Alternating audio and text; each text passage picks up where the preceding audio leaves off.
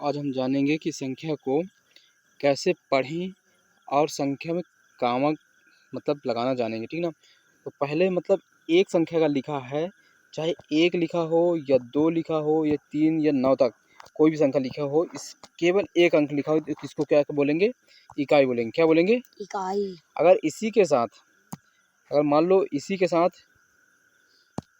एक दो तीन मतलब नौ तक, इसी के साथ अगर दूसरा कोई संख्या 3 6 0 कुछ भी लग गया, इसको क्या बोल देंगे? दो संख्या है तो इसको दहाई, जो एक पहला नंबर एक रहेगा उसको बोल देंगे दहाई।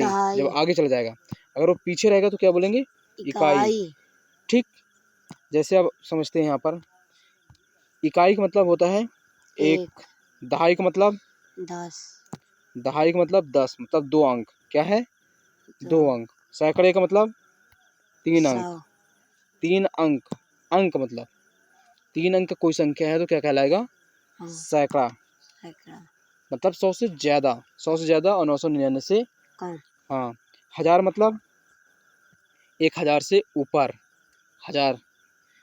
हजार। अब कामा लगाने का मतलब, जैसे मान लो कोई संख्या लिखा है 100, क्या हम इसमें कामा लगा सकते हैं?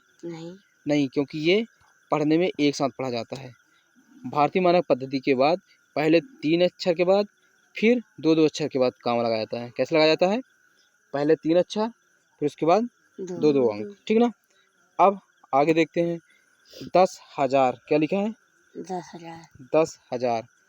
अब यहाँ पर थोड़ा समझने वाला बात है, जब 1000 लिखा है, क्या लिखा है? 1000 लिखा है तो हम कामा यहाँ लगा सकते हैं। तीन संख्या या 3 जीरो हो या इससे ज़्यादा, मान लो ये लिखा है, जैसे लिखा है 1000, 1001 लिखा है। क्या लिखा है? 1001 लिखा है। तो एक संख्या हो गया, दो संख्या हो गया, तीन संख्या। तीन संख्या के बाद कामा लगा सकते हैं, ना। तो इसी प्रकार हम कहाँ 10,000 है, क्या है? 10,000। तो 10,000 में हम क्या करेंगे? ये 10,000 है तो 10,000 में कितना संख्या है? टोटल 5 संख्या। कितना संख्या है? 5। पहला यहाँ कामा लग गया, दूसरा ये कामा लगा है। उसके बाद 1 लाख। क्या होता है? 1 लाख। तो यहाँ पर क्या हो गया? 10,000 हो गया। अब हो गया उसके बाद 1 लाख, फिर 10 लाख, फिर 1 करोड़, फिर 10 करोड़, फिर 1 अरब, 10 अरब, ऐसे ही बढ़ता जाता है। खरब,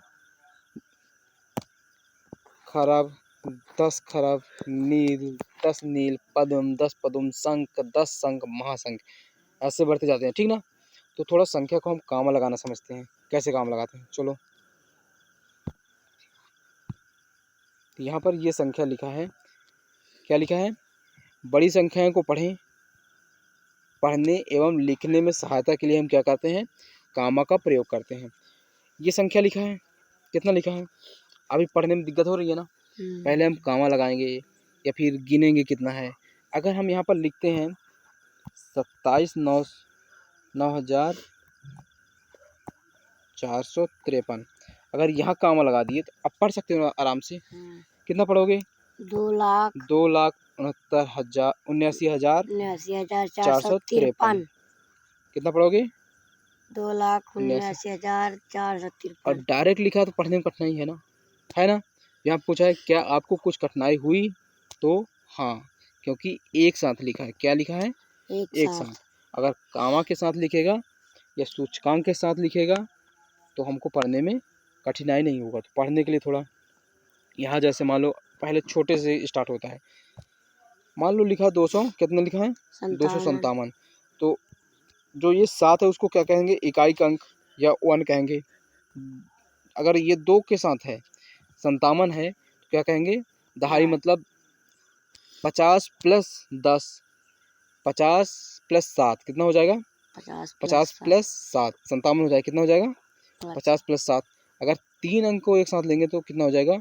200 प्लस 50 प्लस 7। तो ये क्या लिखा है? मान लो 200 प्लस 50 प्लस 7 बराबर कितना हो जाएगा? 257 हो जाएगा। समझ में आया? उसी प्रकार यहाँ पर 4 अंक का देखते हैं। अगर 4 अंक की कोई संख्या है, जैसे ये 4 अंक की संख्या है तो इसको हम कैसे लिखेंगे? पहले लिखेंगे 2000, मतलब 4 अंक की है तो 2000 पहले लिख लेंगे। फिर उसके बाद कितना लिखेंगे? 900। कितना लिखेंगे? 900 प्लस, अब यहाँ पर जीरो है तो जीरो लिखेंगे नहीं, ठीक, डायरेक्ट 2 लिख देंगे। क्या लिख देंगे? 2। अब हम सोचेंगे ऐड कैसे करें, तो ऐड करने के लिए एक तरीका है, इसको क्रम से लिख लो। पहले क्या लिखो? पहले लिखो इसको 2000, क्या लिखोगे? 2000, फिर 900।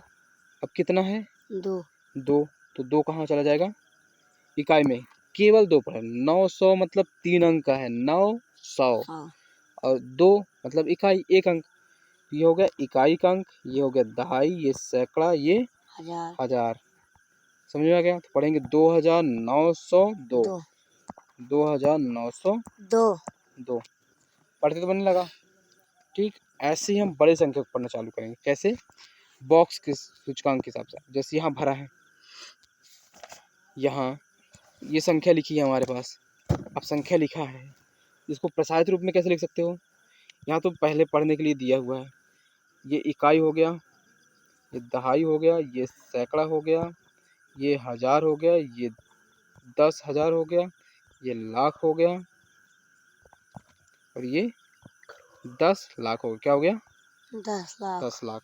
ठीक, अब इसको प्रसारित रूप में कैसे लिखोगे ये बताओ।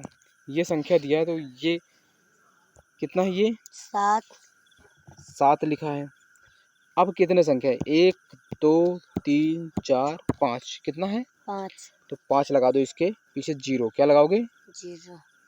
1 2 3 4 5 लगा दिए। ये तो हमारा कितना हो गया? 7 लाख हुआ है। अभी कितना हुआ है? 7 लाख प्लस। अब हम चलते हैं, अब ये 3 को उठाएंगे तो 3 उठा लिए। अब कितने जीरो हैं? 1 2 3 4। 4 जीरो लिखो। कितना हो गया? कितना जीरो, कितना हो गया? 3000। 4 जीरो है ना, 4 जीरो 30, कितना हो जाएगा? 30,000। कितना हो जाएगा? 30,000। 30,000। अब हम ये 4 को उठाएंगे। किसको उठाएंगे? 4 को। तो 4 को लिखते हैं, 4 और कितने जीरो? 3 जीरो। कितना हो गया? 4,000 प्लस, अब 3 जीरो, ये 5 है, 5 के बाद कितने जीरो लगेंगे? 2। फिर 4 को उठाएंगे तो 4 के बाद ये कितना जीरो है? 4 के बाद कितना जीरो है?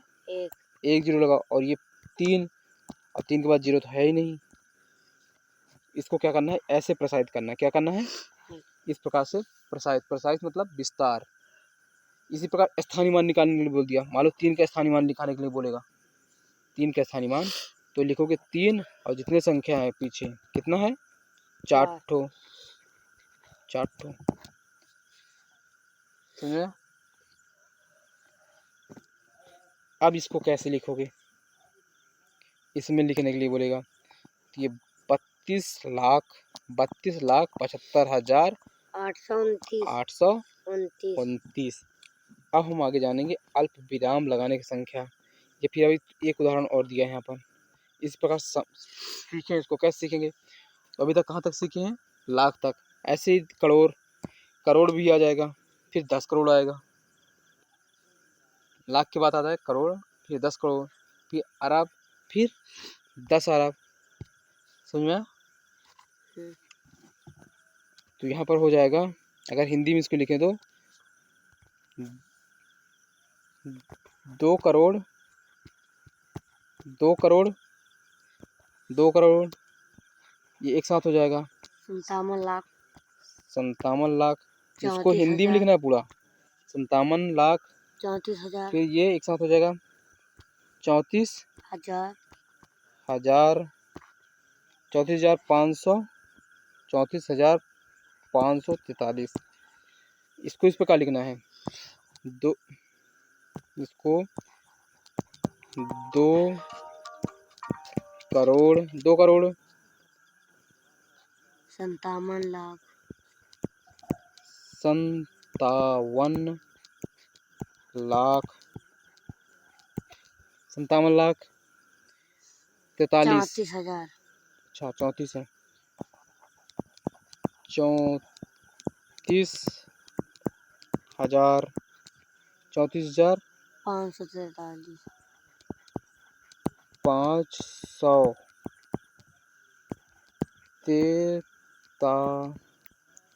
543, इतना लिखोगे, ये हो जाएगा पहले वाले का उत्तर। समझ में गया? मतलब पूरे हिंदी में लिखना है, ये तो हम बताने के लिए लिखे हैं, ये तो पूरा हिंदी में लिखना पड़ेगा, ठीक ना? ये हो जाएगा पूरा हिंदी में।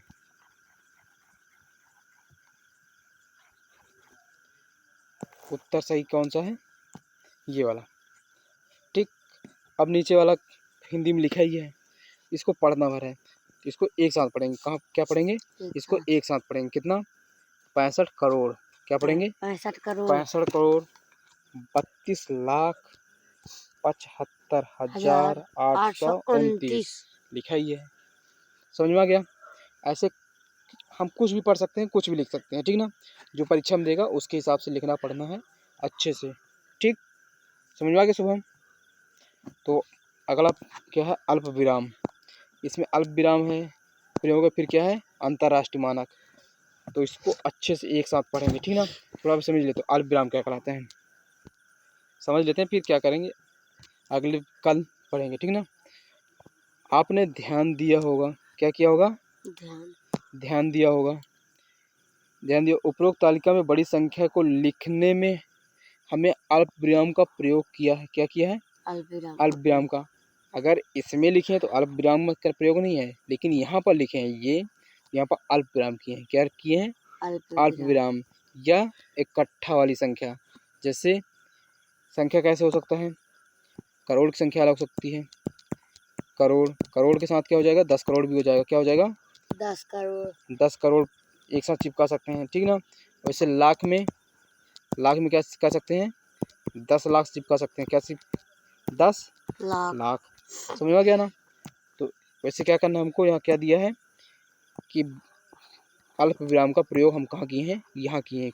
यहाँ क्या किए हैं? अल्प विराम का प्रयोग। बड़ी संख्या को पढ़ने और लिखने में हमारी सहायता क्या करती है? अल्प विराम करती है। कौन करती है? अल्प विराम। संख्यांक मतलब संख्या की भारतीय पद्धति, मतलब इंडियन सिस्टम। इंडियन मतलब भारतीय, सिस्टम मतलब पद्धति का नंबरेशन मतलब संख्यात्मक में हम इकाई, दहाई, सैकड़ा, हजार का प्रयोग किए हैं, ठीक ना? उसके आगे लाख फिर करोड़ का प्रयोग किए हैं। कहाँ किए हैं? लाख फिर करोड़। पहले इकाई, दहाई, सैकड़ा, हजार तक किए, फिर लाख, फिर करोड़ का किए। किंतु यहाँ पर दिया है लाख, हजार, लाख और करोड़ को प्रदर्शित करने के लिए हम क्या प्रयोग करते हैं? अल्प विराम। कहाँ कहाँ करते हैं? हजार में, 10,000 में, 10,000, लाख में और करोड़ को प्रदर्शित करने के लिए अल्प विराम का प्रयोग करते हैं। जैसे ये 100 हो गया, फिर ये हो गया हजार, फिर लाख हो गया, फिर करोड़ होगा। ये 3 पार्ट में बटा है, 4 पार्ट हो गए। पहले संख्या हो गया, पहला क्या हो गया? संख्या। संख्या 3 अंक का होता है, 3 अंक की होती है संख्या। उसके बाद क्या हो गया? हजार, फिर उसके बाद लाख, फिर करोड़। पहला क्या होता है? संख्या, जो 3 अंक की तक होती है, ठीक ना? उसके बाद लाख, फिर हजार, फिर लाख, फिर करोड़ का प्रयोग करते हैं, ठीक। और इनको प्रदर्शित करने के लिए हम क्या करते हैं? अल्प विराम का प्रयोग करते हैं। पहले अल्प विराम 100 के स्थान के आगे लगाते हैं। कहाँ लगाते हैं? 100 के स्थान के आगे।